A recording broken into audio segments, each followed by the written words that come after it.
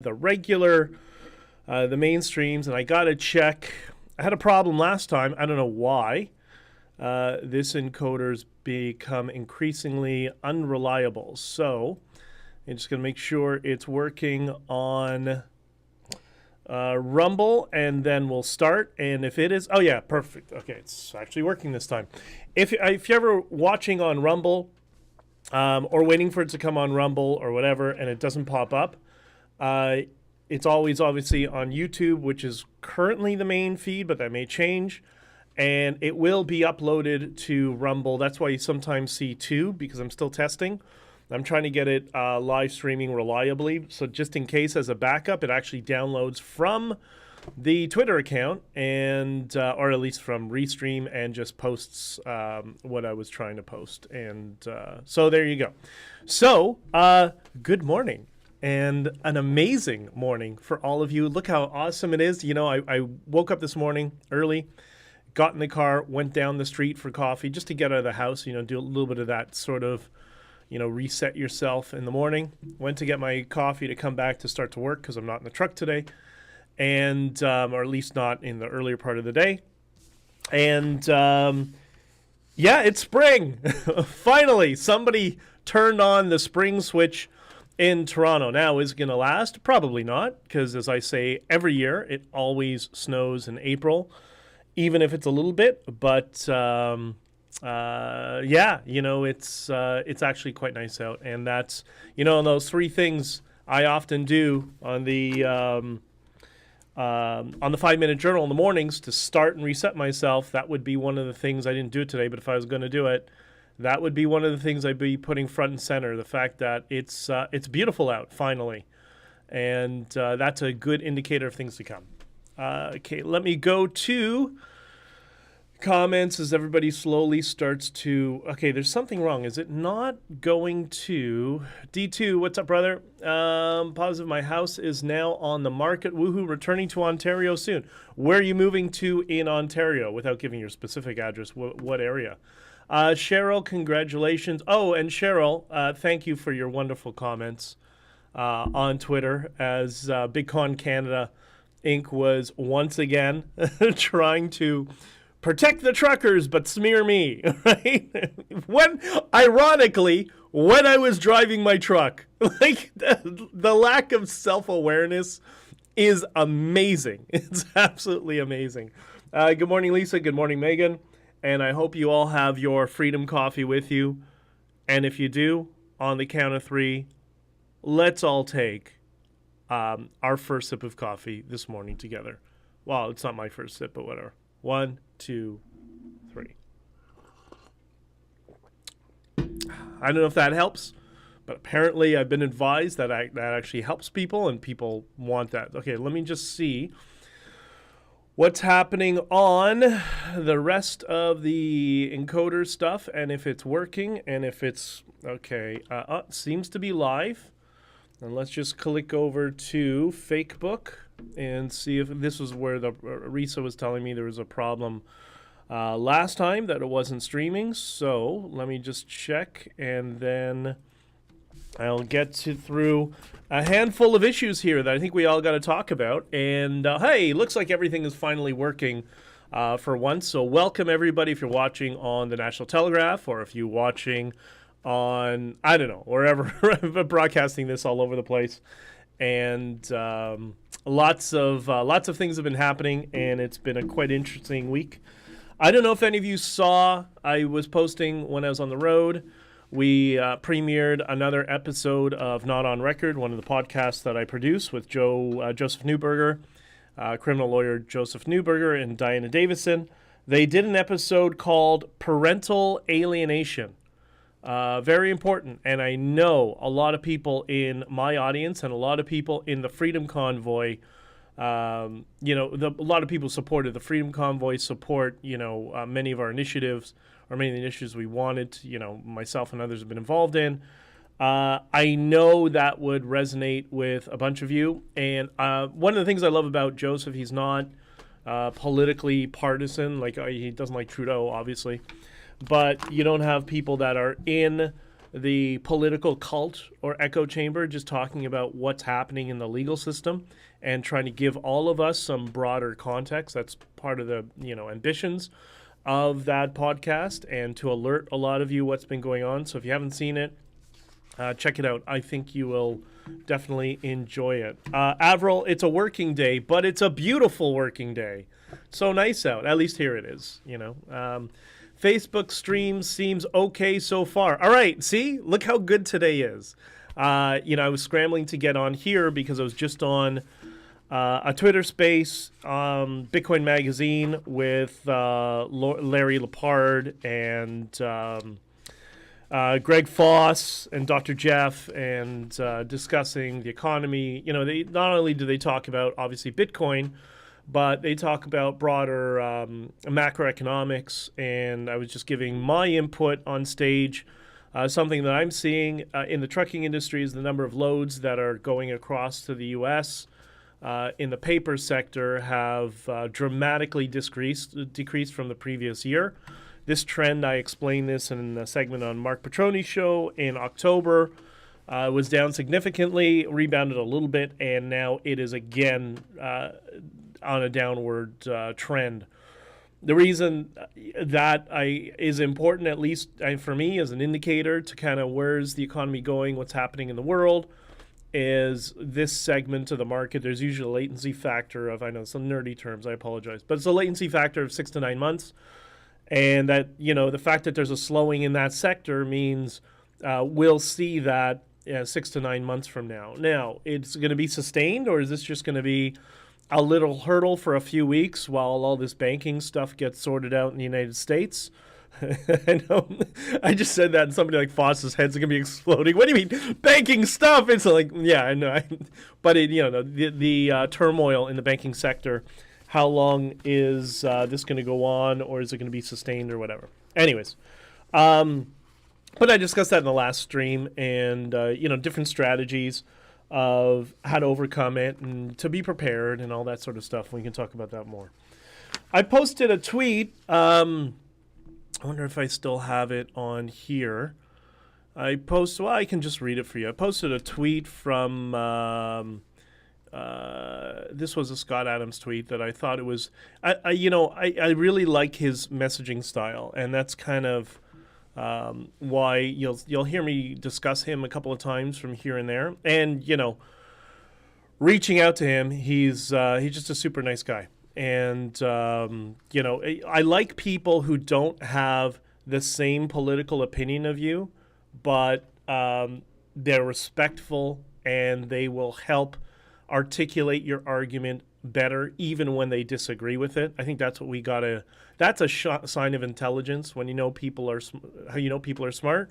When they disagree with you, but they're able to steelman your argument and help you articulate your argument better.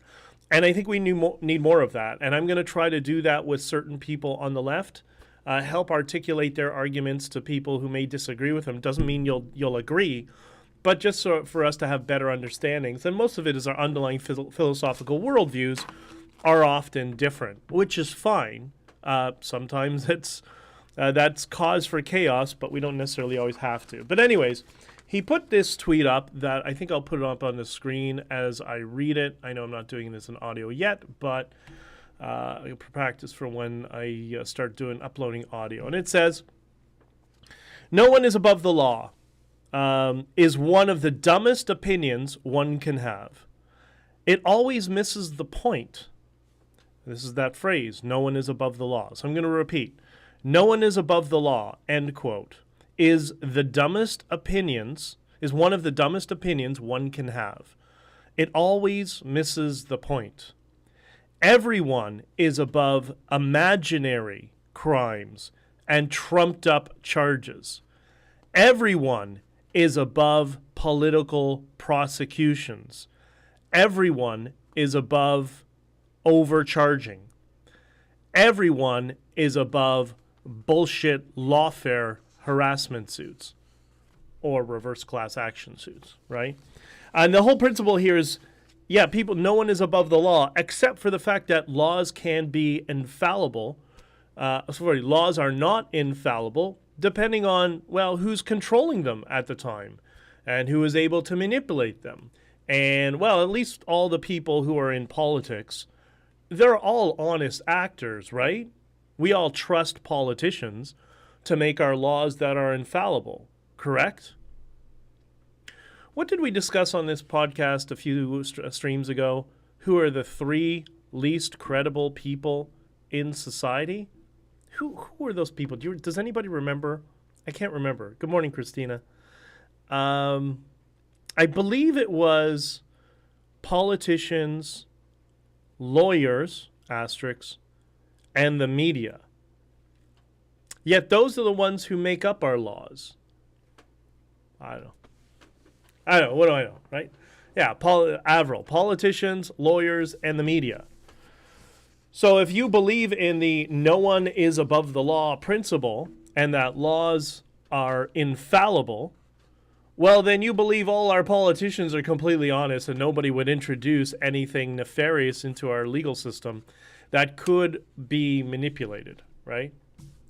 It's so funny how you see over time, and I think this was kind of the threat of the unification around the Freedom Convoy, all of us who've come together, and I'm not talking about the political actors that we're manipulating, I'm talking about all of us, right, is you see there's a convergence of people who are on the right side of politics or the religious side of politics, be it Christian conservatives, Muslim, religious Jews, whatever, or people on the other side politically, and all of us are starting to question the same things. And some of us on the right are starting to understand the arguments from the left, and the problem we have now is to get people on the left who are in the echo chamber to get them to understand the arguments on the right. Now, that's what somebody like Russell Brand has been doing. That's why so many of you like him. To a degree, Bill Maher's starting to get there, but not quite. But that's the big echo chamber we got to break through right now, is reach out to the people on the left who may disagree with us, but at least to understand our arguments, right? And I think we're going in that direction. It's just kind of a matter of time, right? Because at the end of the day, it's not, the left versus right dichotomy from, when's that from, 17th, 18th century France? That's no longer relevant to the world today. And it's more become political aristocracy versus the rest of us.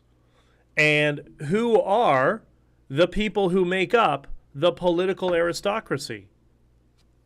Could it be this? Politicians, lawyers, and the media? And also some people from industry and thought figures. But maybe you could put, the thought figures in media, right? Media being a broad term for broader propagandists. Good day, Jody. It's good to see you. Avril. Okay, you guys are all right, back and forth. So something else that came up, what should direction are you here? Okay, I'm going to go in this first. You may have seen, if you're on Twitter, and sometimes people are like, they'll criticize people they know for being too much on Twitter. For me, Twitter has become kind of work, right? It's a means of communication. It's a means to find out information. It's a means to distribute information, all that sort of stuff, right? Aha, Kiss Junkie, you're here. Good morning, dear. Kiss Junkie is... she's been away for quite a while because of her new job, and it's so good to have you here. So one of the things you may have seen on Twitter, and I'm going to explain some of this so you'll see the context because it's somewhat viral, and it's even overlapping into legacy media. Legacy media is going to lie to you about it, so that's why I want to clarify it so you understand it. You'll see that CZ, Chengpeng Zhao,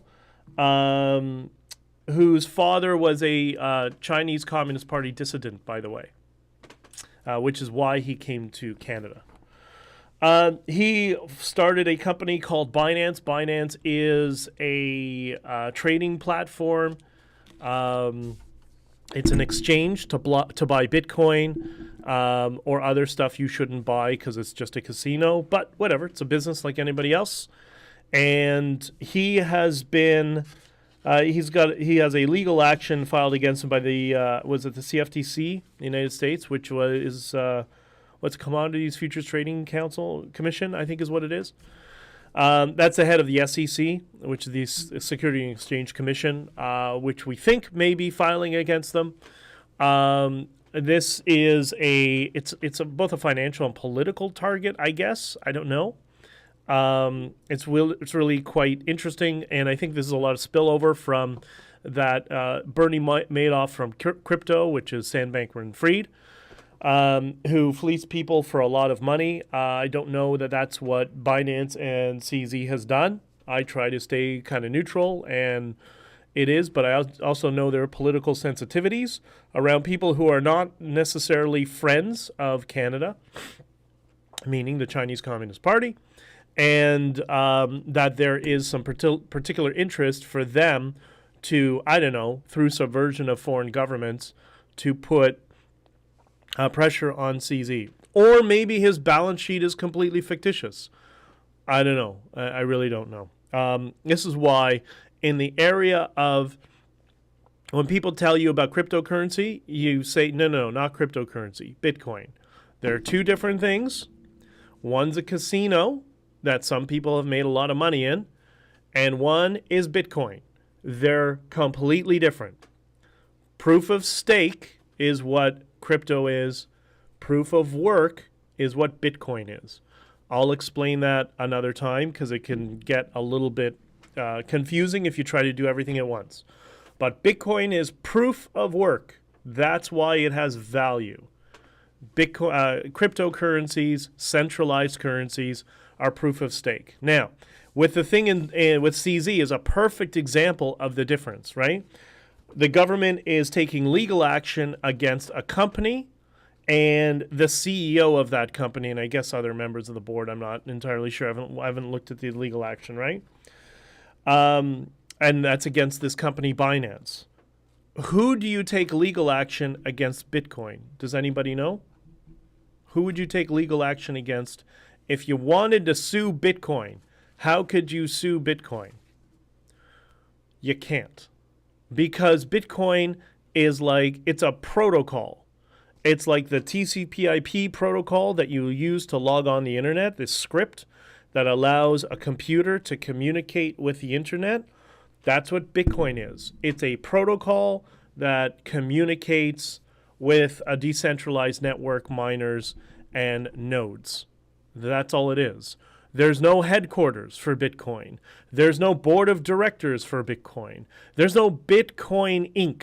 That's why governments are powerless to stop it, but the governments who have adopted it, it's been massively in their interest and benefited their countries to do so.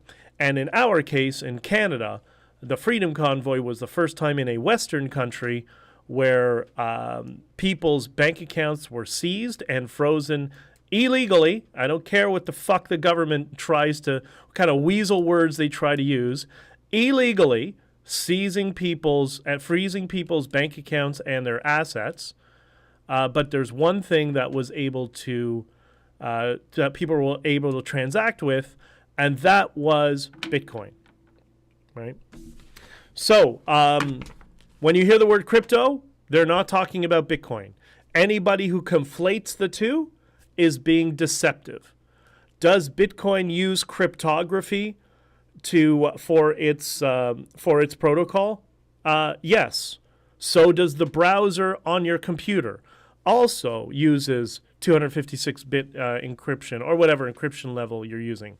That's cryptography as well. So it's a broad term. Bitcoin proof of work is not all this other stuff. They're two very, very distinct things. And over time, we'll talk more about that. If you're in the Discord, there is the Bitcoin channel if you want to ask questions and explain more. Why do I explain that more? Why do I explain more about this right now? Because when I opened and when I was discussing in the last hour in the Twitter space on Bitcoin Magazine, the number of loads going to the U.S. have dropped off. The warehouses, the paper warehouses are full. Normally they operate at, half capacity. or they have a vacancy of 50%, 60% even. They have floor space open for loads to come and go. They're completely packed, which means business is not ordering product, and this is on a commercial scale, which means an economic slowdown is occurring right now, which we'll see the effects of in 6 months. Will it last 2 weeks, 3 weeks, 4 months, 6 months? Or Siri doesn't understand. Or will it self-correct in the next 2 weeks? I don't know.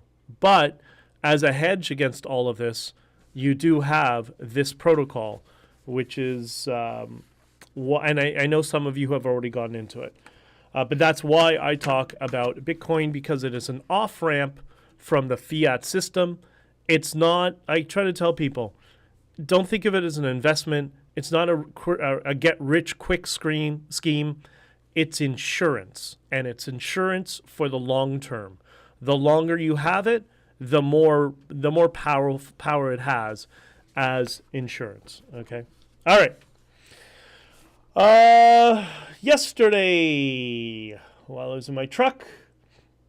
Oh, yeah, and something else, by the way. The last thing on this is, well, no, I'll talk about this. That's more for a Bitcoin room. Anyways, all right. Yesterday, when I was in the truck, I was yesterday and the day before, when I was getting the usual smears from the usual suspects, from BigConCanadaInc, once again trying to rewrite history around the Freedom Convoy. I don't know if any of you knew.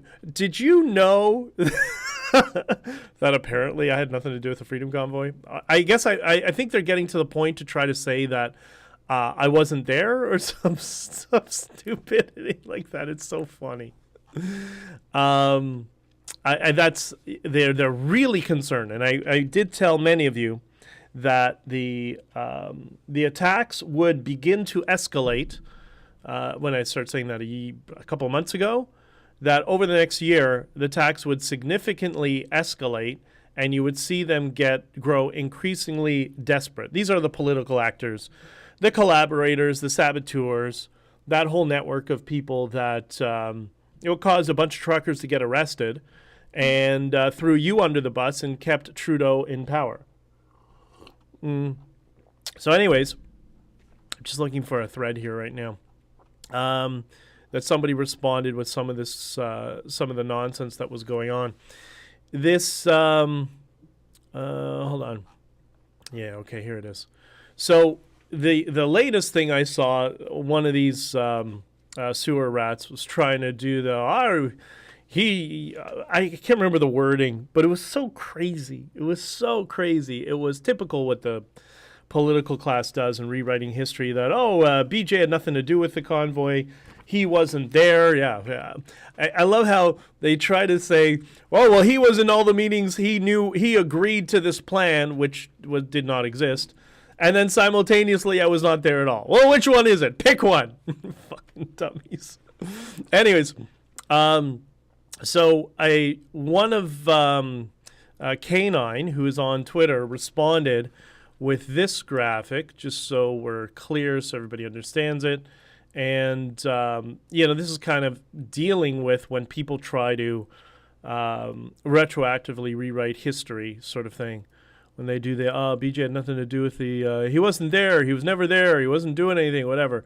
So this is a list of interviews or media or whatever that I was either in or participated, or I know it's hard to see. I'm trying to figure out how to enlarge it. But there are a bunch of links. Oh, yeah, they're active links. Podcast, videos, stuff that this is just in, I think, after the 5th of February or 7th of February, something like that. This doesn't include all the other interviews that I did before February 5th, including Mark Petroni and Gad Sad and a whole bunch of other people that did me a favor. They did me a solid favor to try to get as much exposure around around the Freedom Convoy, which I was asked to do, and I did. And this is the thanks that I get, right? Yeah, one in particular is Mark Petroni. He interviewed me, and then he did me a favor, and he interviewed Tamara. I said, listen, why don't I if I can get you, let me get in touch with Tamara, if you don't mind. Can you put her on your radio show and talk to her about the Freedom Convoy? And he said, yeah, sure, I'd love to. So, yeah, that was Mark. That was, I think, the first mainstream media platform that we appeared on. I went on it, and then Tamara went on, I think, the next day or a couple of days after, if I remember correctly. I don't know. There's so many things that went on. And then podcast news videos. What are these? Let's see. Oh, no, they're not live links. Let's open one. Let's see what happens. Let's just open a random one. What can go wrong here, right? Opening up random links on your computer. This is not available anymore. Tell me people are deleting videos. Okay, that one didn't work. Let's try another one. I mean, I have them all saved on another document too, somewhere else.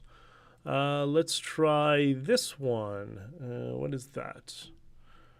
Is that did I just? Okay, there's something wrong there. I'm doing something wrong with the links that I have. I'm gonna have K9. What's wrong with your links? They're not working, and now I can't. Oh, it's because I'm in. You know what? I'll download it and I'll share them after. I think it's actually me. I think it's not the.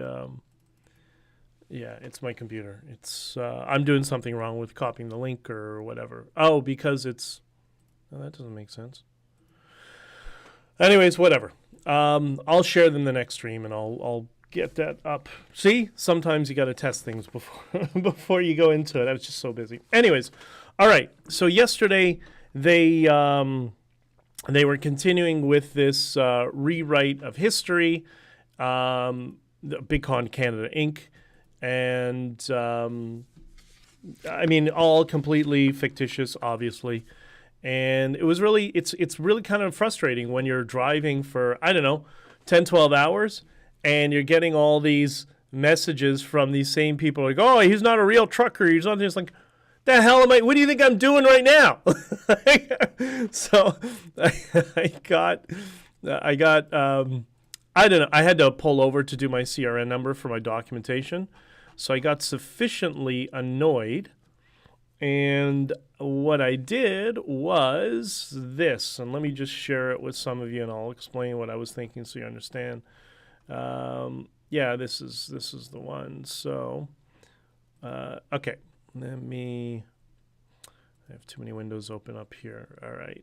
I'm going to share this, and I hope you can hear it all. Let me put the volume all the way up. Let's switch over here. So I'm in the truck listening to BigConCanadaInc smear me and getting kind of annoyed. Had to pull over to my CRN number because it just came in. That's a number that you give to the border when you're crossing back in. When you're a fake trucker, this is the sort of thing you do. So this is what I pulled over on I-90 to just to record while I was doing that. I can't believe I have to do this, but are there people so lacking cognitive ability that they can't debunk this? I don't know where this is coming from, this defamatory smear article. They can't debunk it in 3 seconds. Like 3 Yeah, seconds. exactly.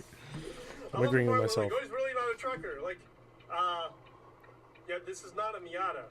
Exactly. You know, this is what we call a truck. Just had to pull over to do my CRN number to cross the border. Again, oh, and just so, you know, when they say, oh, it's not really real, blah, blah, blah. Here's the date. Here you can see how much gas, how much fuel I have.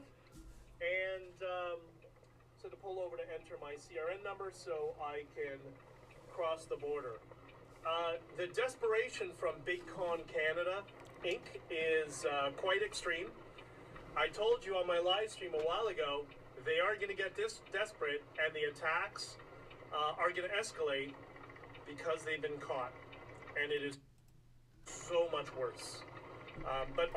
All right, so on that topic, and let me just share that with the people. I'm going to share that in the chat in locals because I still haven't figured out how the RMTP setting works yet, but I will. I promise I will soon.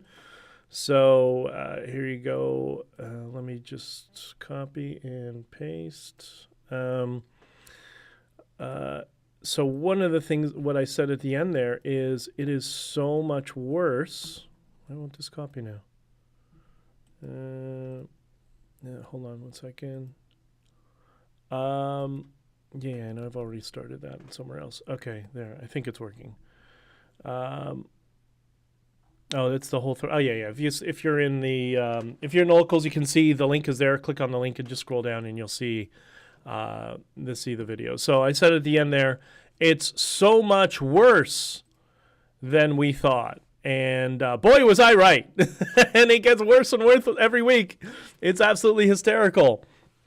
To your comments, if you weren't there, you will still be named in lawsuits? Yeah, apparently. It's so crazy. Yeah, I wasn't there. That's why I was asked to testify at the POEC.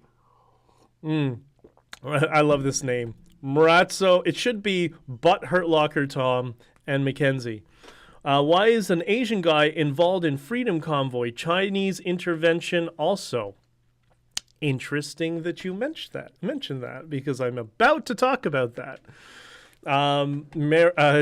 Cheryl, do you have a clone? No, I wish I did. Can you imagine how much I could make them crazy if I had a clone of myself?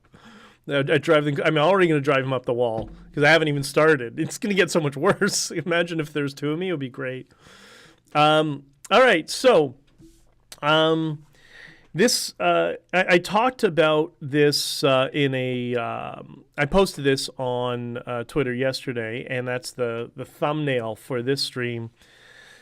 The quote, the Asian guy, as it was described to me. So he showed up at, remember, I was in the Sheraton, and because I had a broken ankle, it was difficult for me to get in and out. You know, when we were meeting in other rooms and stuff in the Sheraton, I would do it. I would meet them. There were 2 times that...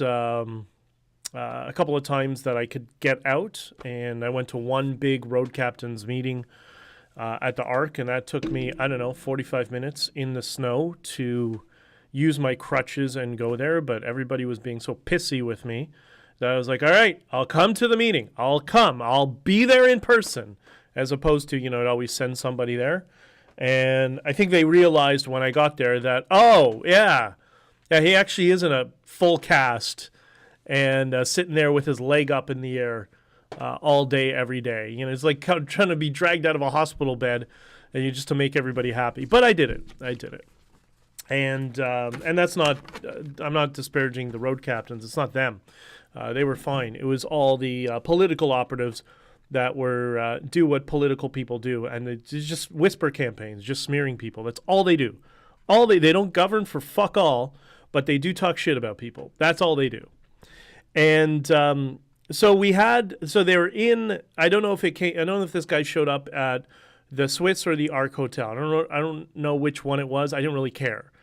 I just want him gone. That some Asian guy, as he was described to me, showed up and offered $500,000 for the truckers to do something really stupid, to do some really dumb stuff. Basically, January 6th type stuff, that sort of behavior.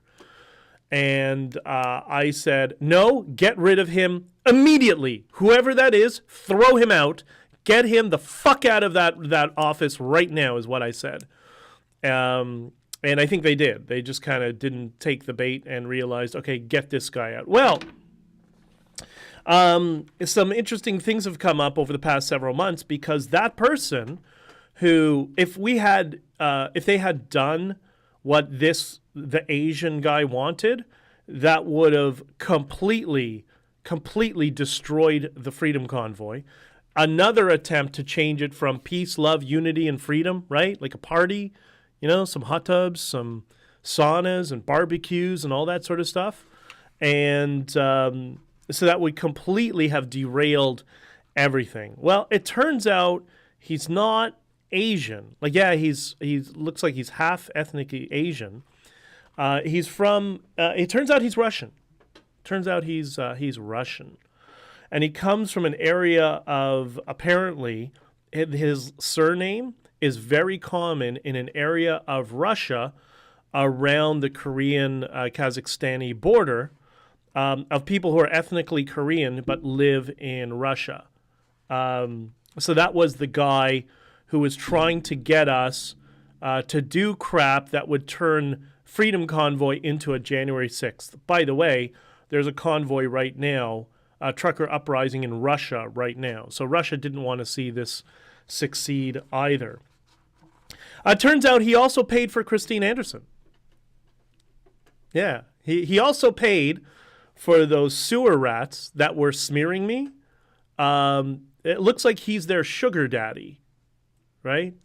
That's very interesting that those that the people who've been smearing me for the past several days and went on Mark Stein's TV show, which is confusing. That's where this originally came up. I saw this person on Mark Stein's TV show. Yeah, it turns out their sugar daddy is a Russian, and he paid for Christine Anderson, I guess, to come to Canada. Did he also pay for the statement in the MEP? People who don't understand, maybe understand on a geopolitical level, and this happens in many countries, but particularly for the West, countries like Russia and China and other entities, they're here to do one thing: chaos. Just to cause chaos. To cause as much chaos as possible in Canada, because Canada is in opposition to a country like Russia on the geopolitical stage. Why? Because we're both oil-rich nations. We're a competitor. How do you knock out the competitor? You destroy it from within. So they just cause chaos. So it turns out Stacy and this Beth person, their sugar daddy, is a Russian, paid for Christine Anderson to come here. You know what else? He also paid for Tamara Leach's Nobel Prize application, which was $100,000. Did you know that? This is BigConCanadaInc. These are the people linked to the conservatives. I bet you Tamara doesn't know that. I bet you Tamara doesn't know any of this stuff. Why? Because they wouldn't allow me to talk to Tamara for 10 months, or I guess until whatever deal they had worked out behind the scenes. I don't know. I don't really know all the intricacies behind those relationships. I don't really want to know. I'm afraid I don't want to know. So they blamed you for talking to RT News, yet they had a Russian operating. Exactly. And, you hear people often say that the left strategy is they project. They accuse you of everything that they're guilty of. No, that's everybody in politics. That's what politicians do, left and right. So while Mackenzie and the rest of those fuckers were stakeholders from Bitcoin Canada Inc. calling me a Fed, they're getting, it's crazy, a Russian who, I don't know. I don't know what ties he has. Maybe he's just a regular citizen. And it's very interesting. Apparently, he's got some charity, which we'll talk in a second, is registered to a place that distributes diamonds. Now, if this is not evidence that it's a simulation, I don't know what else is. What did I go to school for and work in? What industry did I work in for a few years? Yeah, I was a gemologist and a diamond grader. So I know this business. And in the diamond industry, we have what's called couriers. And what a courier does is a courier is somebody who's they're trained, but they also have this certain natural instinct that they're very forgettable when they go through customs. And their job is to take millions of dollars and put it on their body, but be as innocuous as possible and to go through countries' borders from one to another, right? And this guy is in the diamond industry. Well, that's not a red flag at all. So he's Russian, diamond industry. He offered $500,000 for stupidity, paid for Christine Anderson, and paid for Tamara's $100,000 Nobel Prize application. Can I swear for a second? Do I have permission to swear? Okay, I have permission to swear. The fuck is going on? This is BigConCanadaInc. These are your political parties. This is how it operates. So when my friends in Latin America say, oh, I want to go to Canada because it's so corrupt here, I'm like, it is so much more corrupt in this country than it is in the third world and developing nations. That's why I now understand how Canada has become the #1 country in the world for money laundering. It makes sense. And it seems that our BigConCanadaInc guys are all involved in it and linked to it. I don't know. Well, that's exactly what narcissists do. Yeah. Well, there's no shortage of narcissists and psychopaths in politics. By the way, I'm not finished. It gets even worse.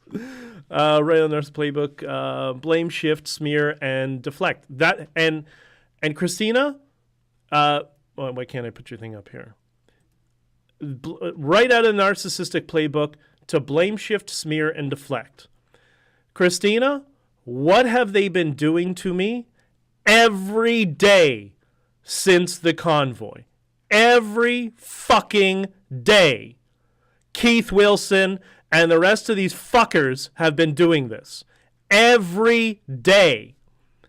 And they haven't realized I haven't even fired a shot yet. Maybe this is more of a shot across the bow. This is not even a direct shot, right? I hope they enjoy listening to my fuckers. So that's why people, why can't you all unify? Can't you all unify? Well, a year of this from the people who sabotaged us. We are unified. All of us are here together. We're all, I mean, look in the Discord, man. Like, everybody is so on point with each other. Everybody's sharing research. Everybody's getting together. Like, it's amazing, right?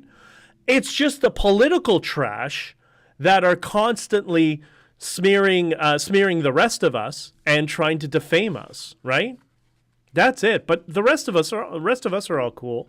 There's some people who buy into it, but that's what we're fixing, and we'll fix over time, right? By the way, does this seem negative? I'm not trying to be negative.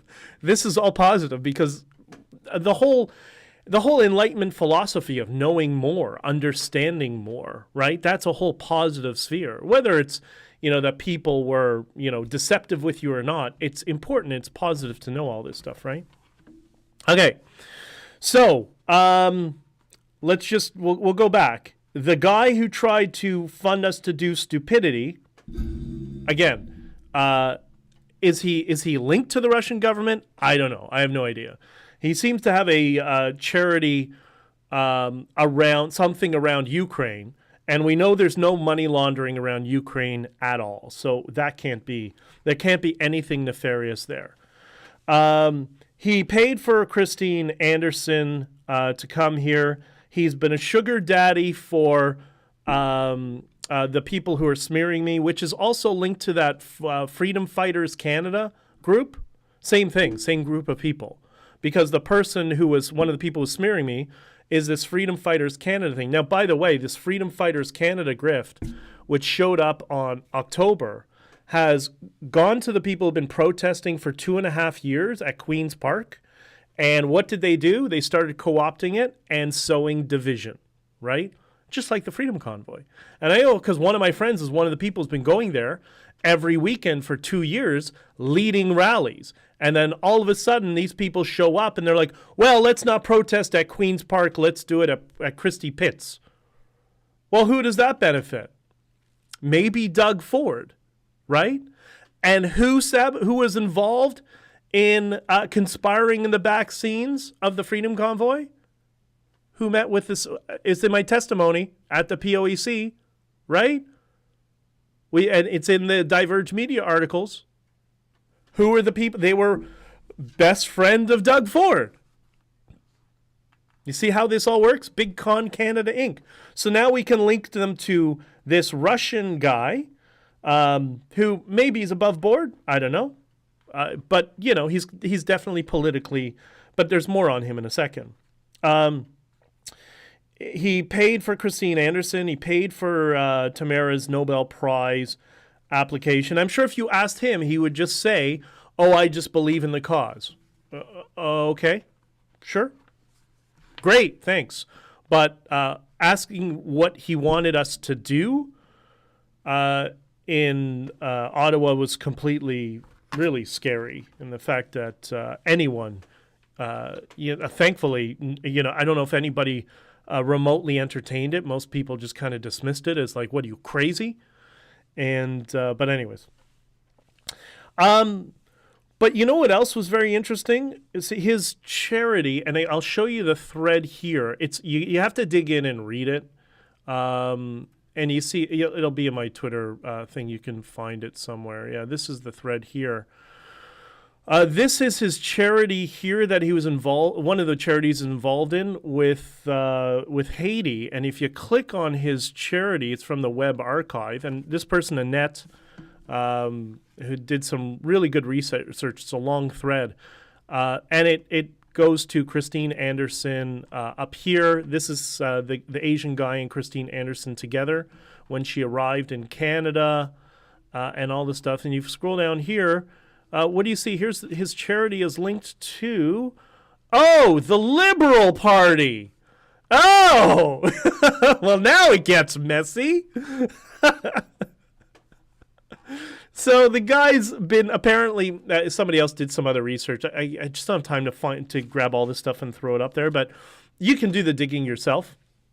But the guy has been a Liberal Party, I guess, donor, member, whatever, for many, many, many years. So the Christine Anderson people who smear me, call me a Fed and a liberal, are working with a Russian who's been part of the Liberal Party for many, many years, who is trying to help co-opt the Freedom Convoy, cause the truckers to do dumb things. Thank God we're all level-headed and nobody did anything. Paid for Christine Anderson to come here to be smeared and to lop the Freedom Convoy into something that it wasn't.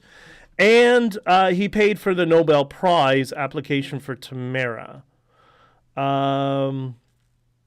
Yeah, I guess they got some splaining to do. What do you think? What do you think? Kind of disconcerting that this is. Oops, that's Umbral. I don't know. What do you think? Nobel Prize. What the fuck? I can't believe this is happening, Paula. This is what I've been witnessing for a year. As everybody's been lying about me and about other stuff. They lied about me on the record in the POEC because, because they knew I would be digging. And by the way, I'm not the one who's digging. There's a whole team of people digging into this stuff. People who know me, a lot of them, but there's also people who don't know me or just fed up. And they know that there's a lot of shenanigans going on around all this sort of nonsense. So, in review, let me see if I can open that up again on the screen. Yeah. And then they'll say, he's just, they'll say I'm shilling for somebody. It changes every day, right? Cognitive dissonance. When you've won the argument, then they got to put you in a box and say, you're shilling for this person or that person or whatever. So, and that's how that's when you say you take the win, right? Like, okay, I'll win the argument. That's fine. So yeah, we have, the Asian guy is the lunatic who tried to disrupt the Freedom Convoy, as everybody else, and it's not, to pick on him, by the way. There were all these other groups that were trying to rip apart the Freedom Convoy. TBOF is one of them. We'll talk about them soon. But there's other people doing research on them. Search TBOF.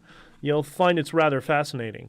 But in this particular instance, this is one of the, the many.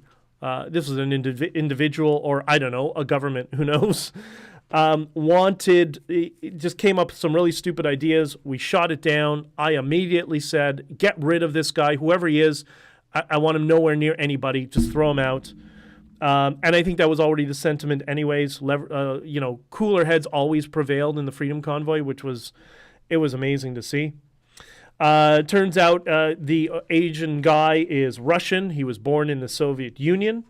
He doesn't say he was born in Russia, like my people I used to work with say they were born in Russia. He says I was born in the Soviet Union. Interesting. He paid for Christine Anderson. He's running a charity for children in Ukraine.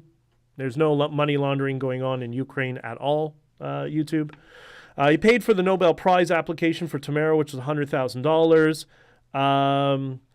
And he and his charity have been affiliated with the Liberal Party for many, many, many years. All right. So, any questions or comments on this issue before I move on to the last thing before we leave? Well, we need to Nobel Prize. What the fuck? I can't believe this is happening. Paula, listen, I did promise you one thing, Paula. I'd always be honest with you, all of you. I promised you I'd always tell the truth. And I think Joe Rampart has said many times, he's tested me many times, and I've always been consistent, and everything I can say can be explained. And if I don't know, I don't know. There's times that I just don't know stuff, right? That came up sometime with something with Bridget earlier last week. And somebody else asked me something this week. I don't remember. What was it? It was somebody's doing some research on something, and I don't know. That's not something I dealt with. So I said I couldn't even begin to guess. That wasn't... I was there to focus on media, messaging, and keeping everybody out of a state of anxiety and focusing on positivity, love, peace, and freedom, and whatever. Ratzo, it's a strategy that links Alberta with Wilson and Smith, cons, liberals, and neoconservatives together to infiltrate. Yes, it's BigConCanadaInc. It's the political class all manipulating you. They wanted to co-opt the Freedom Convoy to make it a party politics initiative. And I guess they thought I would be on board because I was a candidate for the Conservatives, not worked with, but I was a candidate for the Conservatives in the past. But that's not what I was there for. I was there because I was pissed off. I had to show a fucking QR code to get back into my country. And I know from a data perspective what that's going to lead to, right? That was my bigger concern. You know, I waited as long as I could to get vaccinated. I had no choice. You got truck payments, you got liability, no choice. So I waited as long as I could. It wasn't going away. And then, I finally got, it was so annoying. The first shot I got was AstraZeneca, and I got AstraZeneca, and I had to. I had like 5 days left to get vaccinated. So I got vaccinated, and the next day is when they banned it. Fuck, I can't win, And luckily I was really, for a day, I was really, really, really sick I just had a massive negative reaction to that shot, but I had no choice. And but for me, I tried to think long term. That was one set of problems, and obviously the bodily autonomy stuff, and the authoritarianism of the state telling us what to do. Obviously, I'm not in favor of that, but the long-term effects of having that level of surveillance. That's why I brought it up on Tucker Carlson when I was on. I'm dumbfounded. Sorry. Hey, BJ. Sorry, I'm late. Vehicle issues. No worries. Lori, you probably want to hear what I go back and listen to what I talked about in the last 20 minutes. Ask everybody else in the comments. Do you think Lori should listen to what I just talked about? Lori, I'll give you the short version. If I do the short version, it won't be believable, so you want to listen to it. This is it, Lori. I talked about the Asian guy who tried to bribe us $500,000 to do stupid things in Ottawa, and I immediately hit the roof, as well as a few other people, and said, get rid of this lunatic, get him as far away from here as possible. Turns out he's not, he's ethnically Asian or part Asian, but turns out he's Russian. I mentioned the diamond industry, whatever, that's speculation. Turns out he's Russian. He also paid for Christine Anderson, and he also paid for the Nobel Prize for Tamara's application. He runs a couple of charities, and he's been a member of the Liberal Party for many, many years. So there's the short version of the mess of BigConCanadaInc. I'm not a huge George Carlin fan, but You know what they say, or as he said, it's a big club and you ain't in it. We're not in it. Just so much corruption. It's like it's worse than Banana Republic in this country at this point. It's worse. It's really bad. Jody, are you and Tamara still friends? This is so sad. I don't know. I mean, I haven't spoken about Tamara. Tamara didn't try to contact me until 10 months after the convoy when I started asking about money. Then all of a sudden she became very interested to talk to me. And I said I didn't want to respond to her even because I didn't want her to get in trouble. And who knows who's texting on her phone, right? Maybe it's somebody else. And so I called my lawyer and I said, why don't you reach out to Tamara's new lawyer or her criminal lawyer? I didn't want the JCCF trash because they're all political. Why don't you contact her lawyer and let's have a 4-way conversation so she won't get into trouble and we can talk. And it looks like they weren't interested in that. If you notice, I'm trying to, except for the people who, there's certain people I'm specifically talking about, the political operatives and whatever. What I tried to convey in the POEC, but people didn't seem to get it, so I can say it here more clearly. You can't trust a word Tamara or Chris say. They are under criminal prosecution. They're paranoid about going to jail, and they have been, like the rest of them, threatened into submission. Do what we say, or we won't legally protect you. You know, their free legal counsel. So they went along with it. Now, maybe by way of my cultural upbringing, I know a few lawyers. I've grown up around lawyers. I produce a podcast for lawyers. My best friend is an attorney in the United States. So I know a dipshit lawyer when I see one. And I called it out right away. That's why I was the biggest thorn in their ass in Ottawa, because I could see all the bullshit. I'll give you one example. I'll explain this again. When Give, Send, Go had $9 million in their possession in donations, I said to Keith Wilson, and Keith would probably admit this and give you some, I don't want to give you some legalese around it, but I know how it wouldn't have been a problem, but that's not the point, okay?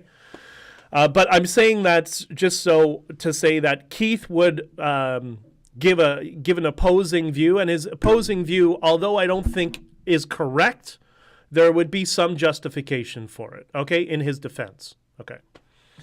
But I did say to Keith, I said, Keith, Jacob has $9 million of the donation money. Okay. Set up a Delaware corporation. Have one of the Give, Send, Go executives or team or administrators, whatever, put them on the board with a couple of us. I don't care. I don't have to be on the board. I don't care about the money. Money's for the truckers. But set up a Delaware Corp now. Move the money out of Give, Send, Go into that Delaware Corp. And then we'll see where the chips land. At least the money is protected in a foreign jurisdiction. Let's get legal counsel in the United States. They can either administer it or put it in their escrow. And then when we need the money to distribute to truckers or to fight us ourselves in a legal defense in Canada, that firm in the United States that has the money in escrow can transfer it to an escrow of a lawyer in Canada through SWIFT, so everything is above board, everything is legal, and nobody can stop the money, right? And what does he say? That won't change anything. I just explained how. It's a foreign country. Like, do you know nothing about banking? Like, it was so frustrating. And that's when I knew something's up. They don't want the truckers to get the money. They don't want, and you know why they didn't want to? Because they were afraid of a new political movement that was not within their control. A perfect example in the Netherlands last week. Let me see if I can, let me explain it first. In the Netherlands last week or the most recent election, there is a new party that won 20% of the vote. Now, they have proportional representation. They have, 10,000 parties. It's a little bit different, whatever. But the farmers established their own political party in the way that they probably thought the truckers would, that the Freedom Convoy would. And what they did is they managed to capture 20% of their parliament.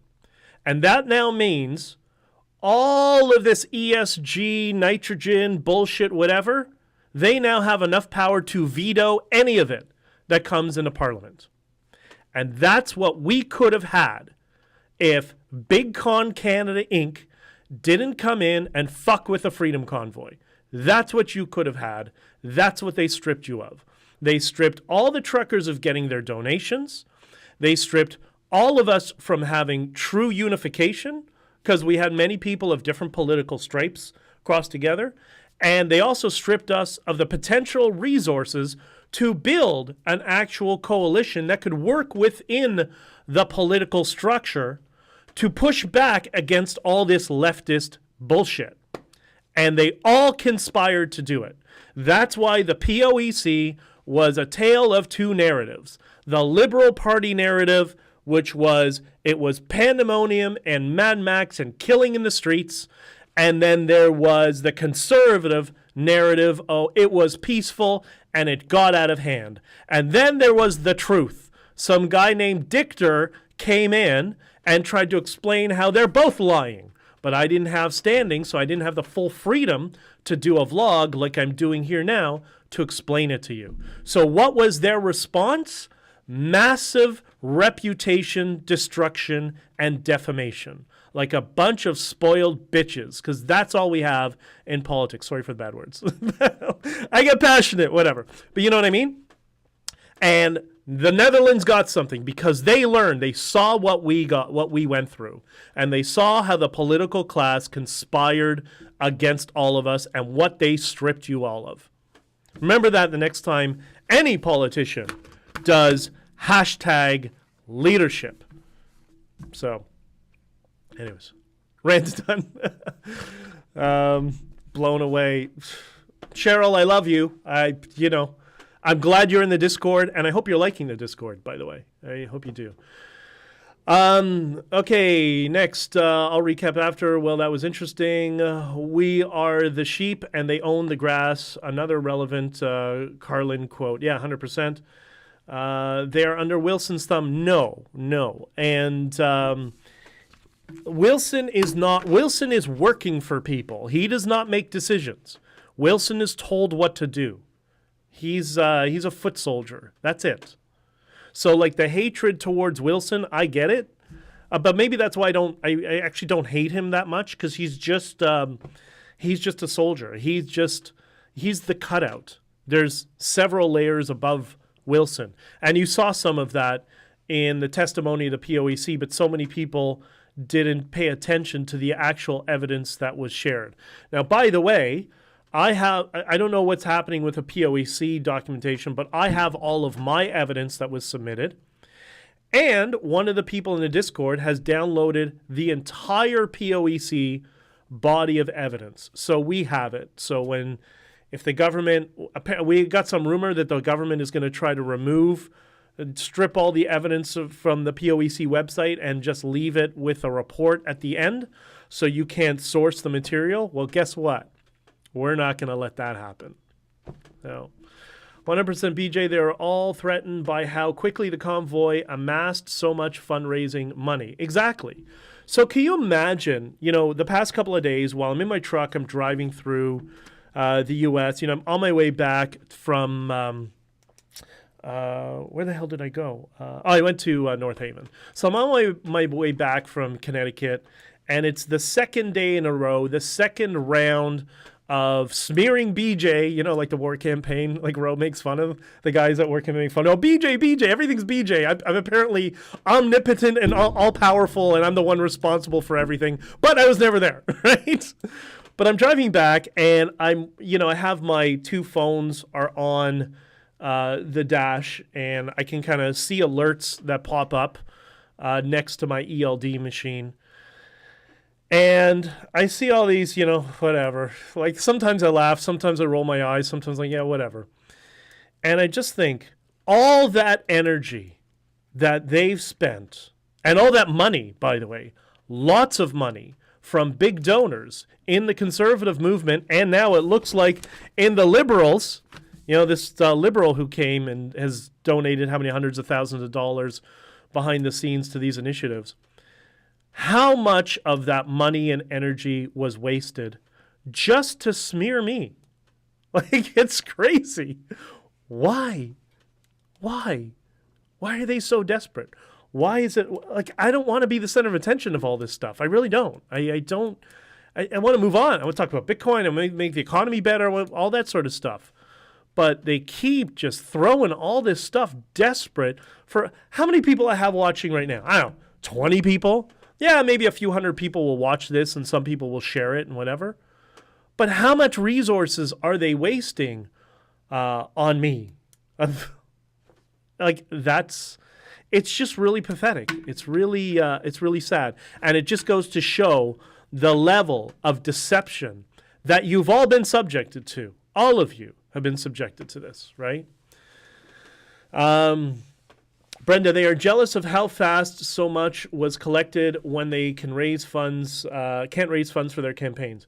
I think they're more concerned, right, Brenda? Like they realized the one person who understood this was Jerry Butts, who understood that the money that was coming in, donations to the Freedom Convoy, those were votes for a real opposition. Because remember, the Conservative Party, one of the main lobby firms that the Conservative Party subcontracts to, was co-founded by Trudeau's chief of staff, Katie Telford, and her husband, Rob Silver. That's who the Conservative uses for their policy and for all their polling and all that sort of crap. That's why it's the Uniparty, right? That's why when people ask me about Pierre Poilievre, I'm like, it's not about Pierre. It's about the apparatus around him. And he needs to show more strength to push back against this system that he's within. And I'm sympathetic because it's very, very difficult. That would require utilizing a lot of political capital to reset the system internally.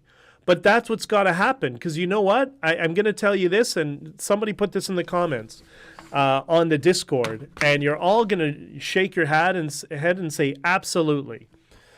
So this was in the Donut Shop channel in the Discord. And this, I'm not going to say who posted it just because sometimes people want it to be private. If you're in the Discord, you'll know, but if you're not, then whatever. This is the comment. Canadian politics could be summed up this way. Pierre Poilievre is talking about classical conservative issues, which would be a fine platform 20 years ago or more. However, the Conservatives have conceded so much ground to the radical left over the last several years that there are so many more issues that need to be addressed now, and he isn't really addressing them. Unfortunately, he just looks like O'Toole Mark II at this point. And that's not Pierre. That's what the system in the Conservative Party is going to do to Pierre if him and his team don't push back aggressively against all this political entryism in their party. That's the problem. So I am sympathetic to that. And that's also when people say, oh, you're shilling. I'm not voting in the next election. I'm not shilling for anybody. I'm not voting. Absolutely not. We'll talk about this a lot. You'll decide. It doesn't really make a difference in my riding anyways. I'm in a riding that's never going to go conservative or anything other than far left Karl Marx is too right wing for my riding, which is another series of problems. It's pretty hard to label a group as a fringe minority when they can raise millions of dollars from grassroots supporters within days. Yeah, remember, I don't want to say his real name, but Gnostic in Twitter many times explained that Jerry Butts, to get Trudeau elected as leader, cost him, or to get him eventually elected, so the 4 years leading, cost him, he had to raise or cost in donations, $40 million.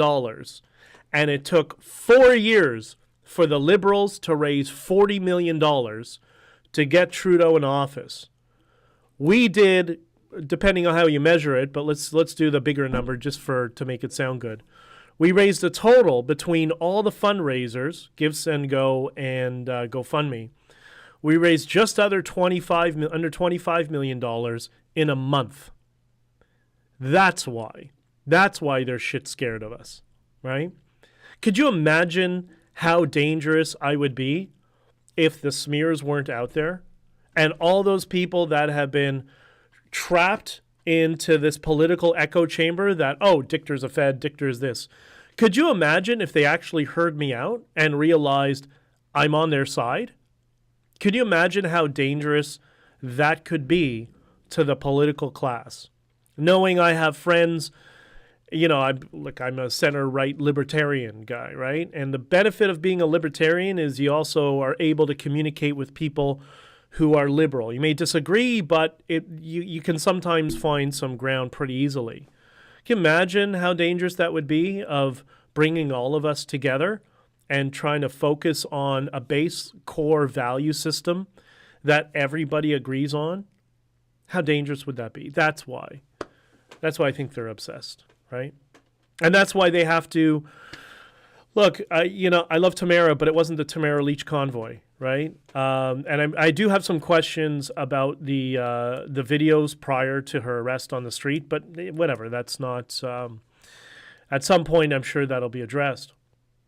But it was a whole lot of us, and it was a whole lot of messaging that, like I explained, when I got Tamara on Mark Petroni's podcast in end of January, like once I first got involved, and just reached out to my entire, not only network of people I knew, but friends of friends of friends.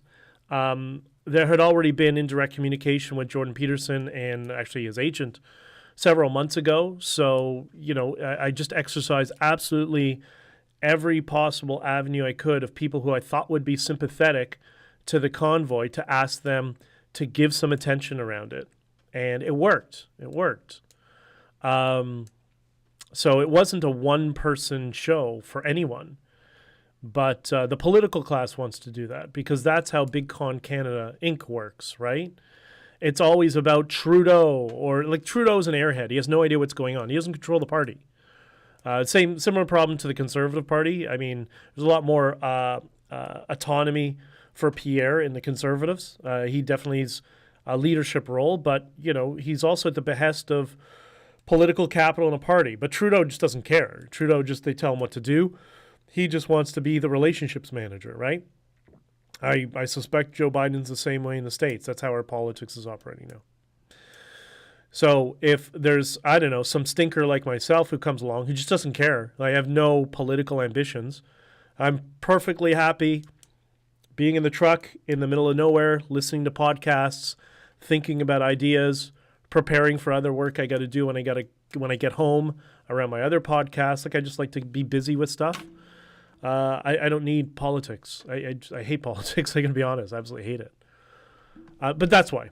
Cheryl, yes, I love the Discord. We are becoming a family. Yeah, we totally are. It's really cool, and we're slowly opening up the Discord more and more.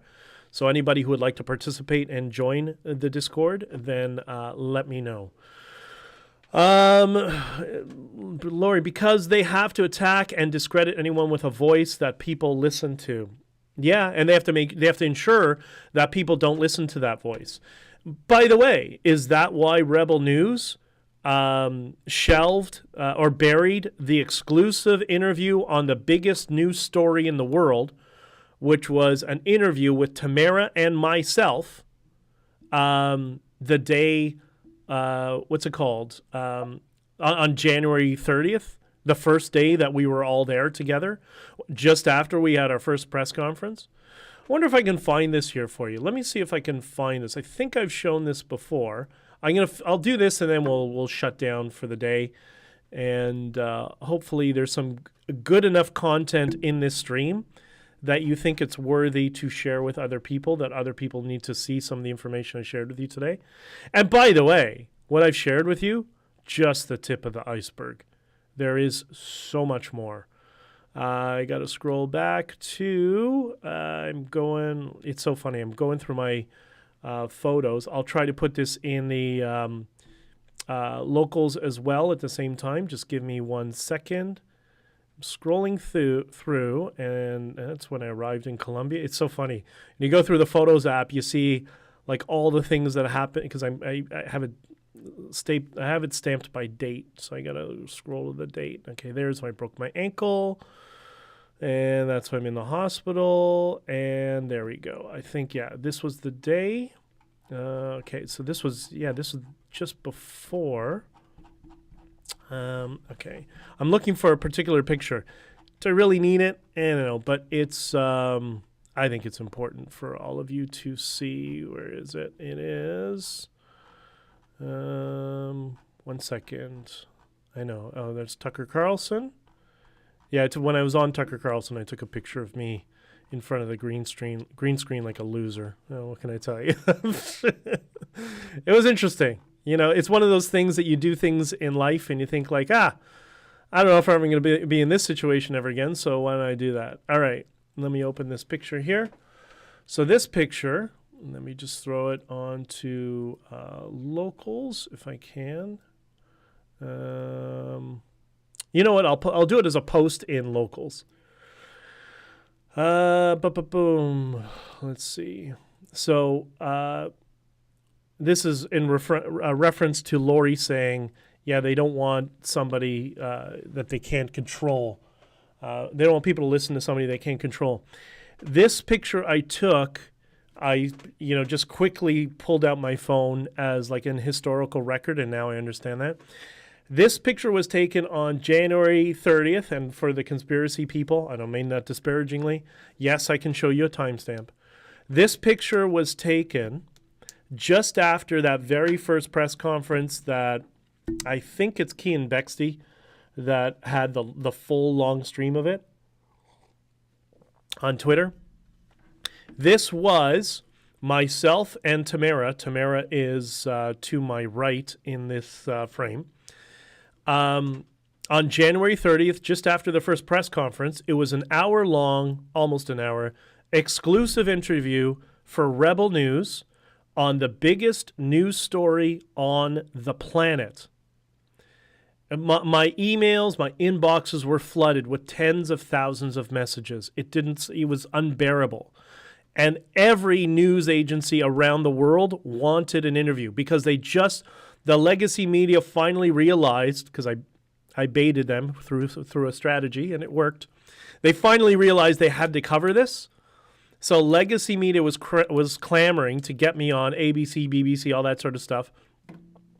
All over the world, legacy media. I wasn't even paying attention to Canadian. And so the whole world, and I thought I'll give the exclusive interview to Rebel News, and this is the picture I took just as we were starting. You see Mocha, Luca is sitting there, and that's Alexa. And what did Rebel News and Ezra Levant do with this interview? He buried it. He spiked it. The biggest news story in the world, he spiked it. Is that a news agency or is that part of the political class? You tell me. What do you think? All right, you'll bet your comments and then we'll shut it down. I keep putting off reading Discord. I dislike the app and removed it twice in the past. Christina, honestly, I wasn't a huge fan of it, but through one of the people who set it up, convinced me. And you know what? Once you get into the groove, it's pretty cool. Jody, if you want to join, Discord is for the layman. It's like Skype, but for groups. So remember Skype? You could have different groups and go in and out of those groups, and it gives you a lot of additional features. If you want a link to the Discord, Jody, just add me on. Looks like you're on Facebook. I don't use Facebook much, but just add me, and I'll I'll send you a link to the Discord DM through DM, but it expires. So you have to get on it, I don't know, within a couple of hours or something like that. Lisa, I love you. Cheryl, you're both in the Discord now. You're both awesome. I keep putting off. Okay, so I said that. Rebel is funded by the Conservatives. They left the Coots boys out to dry after they would be after saying they would fund their legal battles. Really? Honestly, the whole Coots thing. I've been dealing with so much stuff on my end. That I mean, I know a little bit tangentially what was going on there. That's not being a typical, guy from Ontario who thinks he's the center of the world. It's not that. It's just we're so overloaded with stuff. And it was my understanding that, they would be helping with Coots, but I guess they haven't. I'm not entirely surprised. And what is Locals? I'm such a dum-dum. You're not a Locals at all. You're not dum-dum at all. Locals is what I'm streaming on here on the iPad. And Locals it's kind of like Patreon, but free speech, censorship resistant. It's linked. It's the same company as Rumble. They've now merged. And by the way, we are streaming on Rumble right now. So if there are censorship issues in the future, then I am streaming on Rumble and on Locals. And Locals, I'm going to be doing exclusive content. The more people who join, it's a way to support. There's some people say, "Can I support you? Can I do whatever?" Locals is the platform that allows you to do so. And no, you're not a dum-dum at all. You're lovely. Thank you for being here. They never played it. Shame on Rebel. Yeah, they never played it. And, Alexa, I think, was disappointed because I messaged her. She was all excited. She was going to translate it to French, get it out to the Quebec audience. I messaged her that night. Still wasn't up. She's like, yeah, I'm still working on it. The next morning, she's like, I don't know. I'm still waiting. The next afternoon. And then I got busy. And then 2 days later, I'm like, what happened to that interview? She's like, I don't know. It wasn't approved. I guess BigConCanadaInc didn't want that interview with myself and Tamara to go out, right? Perhaps they might see that it wasn't a one-person show, that there were a lot of people that were helping each other and making decisions together. I don't know. Who knows? And, it's funny. When I went to the Peterson event in Toronto, at Charles's place, one of the guys who's very senior at Rebel News, nice guy. I know of him. We've never met each other, but, we've crossed paths through friends of friends sort of thing, comes up to me and says, hey, I want you to introduce myself. We've never met. And he told me his name. I'm like, oh, cool. Nice to meet you, man. And he says to me, hey, listen, I just want to tell you, we've heard you talk about that interview with Alexa on January 30th, and we still have it. We've just been clipping out the information. We're going to be using it in other stuff. And I looked at him and I said, yeah, that doesn't help. When I needed that? I needed that when it was the biggest news story in the world so I could get ahead of the legacy media. But you guys screwed us. And you know what else this would have been nice for? This interview that was in our full context, peace, love, freedom. We're not here to overthrow the government. We're here just to end mandates and end ArriveCAN and whatever. You know where this interview would have been helpful, maybe? At the POEC. I would have submitted this as evidence. Fuckers. They screwed all of you. All of you. Ezra only wants money and had kidnapped Tamara. Yeah. What's really scary is you use that word kidnapping. Everybody's frustrated with the impotency of our political class and that crime rates are going up and all that sort of stuff. I've lived in very dangerous third world countries. You wait until people start getting their children kidnapped for ransoms, because that's where we're going. That's what the diversity is going to lead to here. Because that's a whole other argument I'll get into. But, when you live in a country where every one of your friends had somebody who was either shot, kidnapped, tortured, and worse, every one of your friends has somebody in their family that happened to, you have a little different perspective. And they're just astounded how naive and ignorant people in the West are, and how we just let it happen. But anyways, we'll talk about that another time. Okay, I'm on Rumble. Would love to support you. Thank you, Jody. If you go to Rumble, type in Honking For Freedom. That's the channel name that I'm broadcasting to on Rumble. That's also the name in Locals, so just so they could work together. If you click on the Locals thing, there's a Locals button in the Honking For Freedom on Rumble. What's what's TVOF? No, it's TBOF. Taking Back Our Freedoms. TBOF.ca, I think, is the name of the website. But that is a whole other can of worms. But yeah, Cheryl, it's already happening. I'm no DJ Productions. You don't have to download the app. You can just open Discord in the browser if on a laptop or desktop. Yeah, that is true. That is true. Okay, so I think I've upset enough people for today. What do you think? In summation, the important part, because I'm telling you, I know this is now an hour and 25 minutes, but you will want to share this with people to help wake them up. But in summation, the Asian guy who tried to get us and the truckers and the convoy to do really stupid things like January 6th type things that we immediately shut down.